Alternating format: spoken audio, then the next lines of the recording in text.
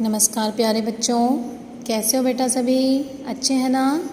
बेटा आज हम पढ़ेंगे आपकी हिंदी व्याकरण की बुक का पाठ नंबर 3, जिसका नाम है वर्ण और हमारी वर्णमाला।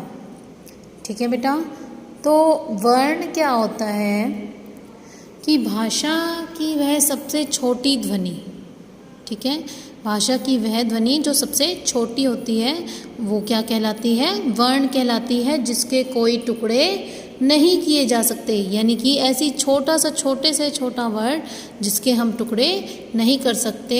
वर्ण का दूसरा नाम अक्षर भी होता है। ठीक है, और वर्णमाला क्या होता है? जब हम विभिन्न वर्णों को एक निश्चित क्रम में लिखते हैं, उनको उनके क्रम के अकॉर्डिंग लिखते हैं, तो वह वर्णमाला कहलाती है। ठीक है बेटा,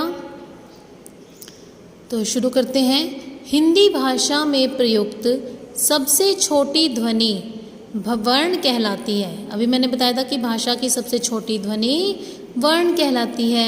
हम अपने मुंह से जो कुछ बोलते हैं तथा जब हम इन ध्वनियों को लिपिबद्ध करते हैं, लिपिबद्ध यानी कि लिखते हैं, लिपि किसे कहते हैं? लिखने को, तो लिपिबद्ध करते हैं तब वह वर्ण कहलाता है। वर्ण को अक्षर भी कहते हैं, यानी कि वर्ण का दूसरा नाम क्या है? अक्षर। वर्ण अक्षर के टुकड़े, वर्ण या फिर अक्षर एक ही बात है, ठीक है, क्योंकि वर्ण को अक्षर भी कहा जाता है। इसके टुकड़े नहीं किए जा सकते।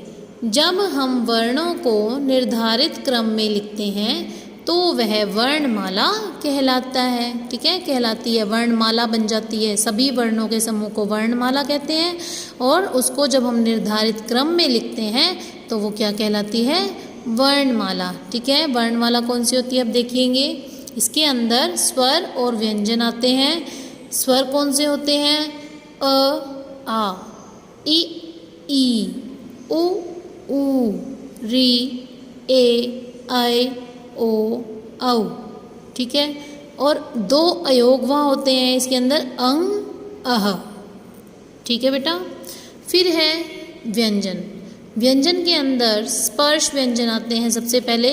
अब ये देखिए, सभी के अंदर बेटा इसमें हलंत लगा हुआ है, यानी कि क्योंकि ये भाषा की सबसे छोटी ध्वनि है जिसके टुकड़े नहीं किए जा सकते, तो वो वर्ण होता है। जब हम इनके अंदर, इन व्यंजनों के अंदर स्वर को जोड़ देंगे तो फिर वो क्या कहलाएंगे? पूर्ण व्यंजन जो कहलाएंगे, तो उसके टुकड़े फिर हम कर सकते हैं, क्योंकि अभी ये बिना स्वर के हैं, इसलिए इनके नीचे हलंत लगा हुआ है। क, ख, ग, घ, ड़ ये आते हैं क वर्ग में। च, छ, ज, झ, ञ च वर्ग में। ट, ठ, ड, ढ, ण ट वर्ग में। त, थ, द, ध, न ये आते हैं त वर्ग में। प, फ, ब, भ, म ये प वर्ग के अंतर्गत आते हैं।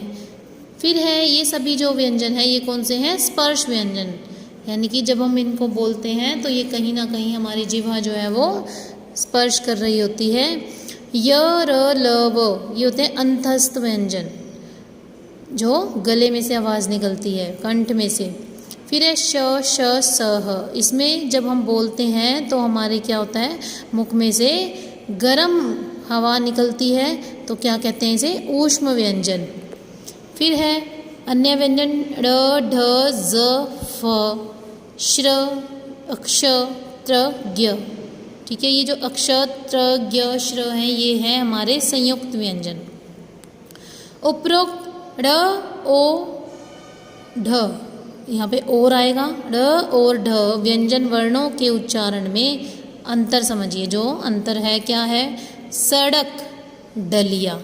अगर देखिए बेटा, अगर जो ये ड़ है, ये हमारे किसी शब्द के बीच में आता है तो हमने उसके नीचे बिंदु लगानी है।